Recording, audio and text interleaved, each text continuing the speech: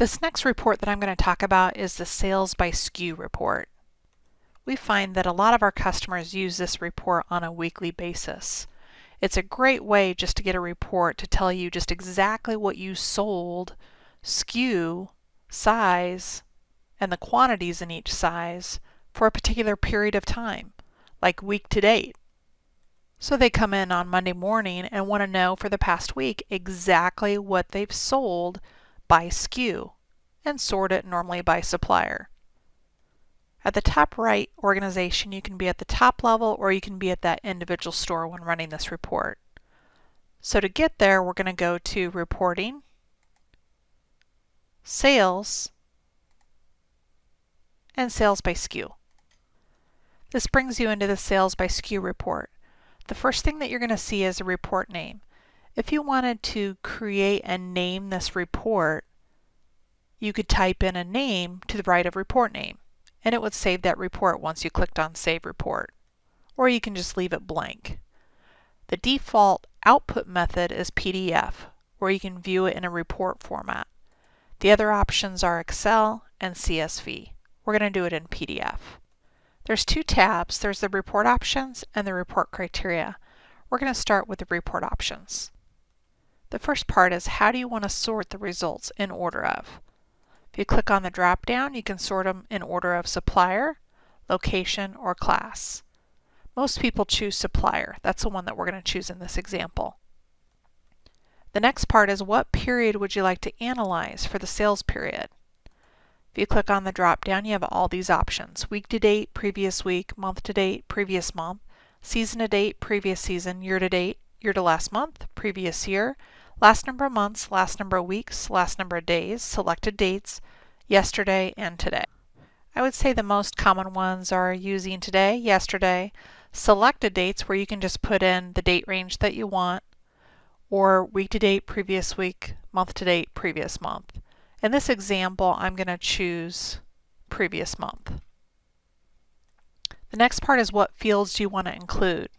If you wanted to include retail, and then also any returns that were done by customers. Then we have which format would you like to use. Do you want to print it out in the columnar format or the size grid format? We're going to choose the columnar format. Now we're going to click on the Report Criteria tab. If you want to know everything that you sold for that period, you can just leave all of these fields blank. If you wanted to know a specific supplier or suppliers, class or classes, color or colors, SKU or SKUs, any of the product custom entries, you could choose those by your selections, either by the magnifying glass icon, the lookup, or your drop down, or autofills where you type them in. You can also exclude any of the criteria that you type in. So if you wanted everything but a particular supplier, you could put that supplier in and click on the exclude checkbox. And there's also a field to include by return code if you choose to. Since we're going to do everything for that period, I'm going to leave this blank. If I had named this report to the right of report name and selected my criteria, if I wanted to save it, I could click on the Save Report button, and that would save that report exactly with the selections that I chose. That way I could pull that report up at any time by clicking on the magnifying glass icon, select it, and run it without having to remember how I liked it and set it up. If I wanted to run some other reports, I could click on Add Job and continue until I was ready to run the last report, and then I could do Add Job and Run. This example, we're just doing the one report, so I'm going to click on Add Job and Run. When it's done, it's going to bring us to the report history, where you can click on that report. If you want to open it up, you can open it. You can also save it somewhere to your hard drive. We're going to go ahead and click on Open to open it up. And here it gives me the report, and it's sorted by supplier. It gives me any sales for the previous month, sorted by supplier, and it will list every SKU that I sold with the size grid, by size, and by quantity. If I wanted to do it by size grid, if I decided, you know what, I don't want to do the columnar format, I could go back and I could click on the Edit Criteria button. It brings that report back up on the screen so I can change what I want to change. In this case, I want to change it to size grid format and click on Add Job and Run. Then I could click on it and open it up.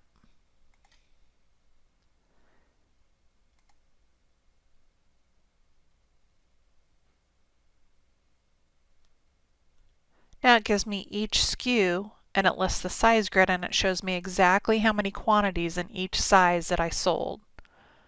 I can scroll down and look at them. Again, it's organized by and sorted by supplier. Lists each SKU, lists the size grid, lists the quantity of each size that you sold and totals.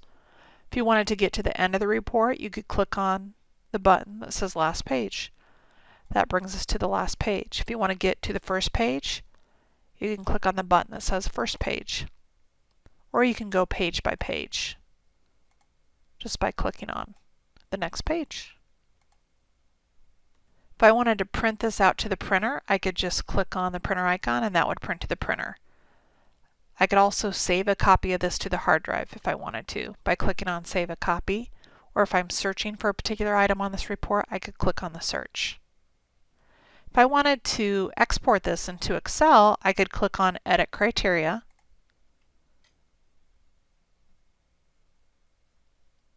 and change the output method to Excel and Add Job and Run. And now you see that the file type is Excel. I can click on it, open it up, and it opens it up in Excel. And I can manipulate it, resort it how I want, or do what I want with it.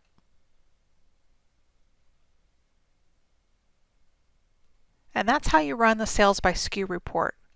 Like I said, it's one of the most common reports that people like to run on a weekly basis to see exactly what they sold by SKU, by size grid, and the quantities of each size, and usually sorted by supplier. That way they can see exactly what they sold for that week before.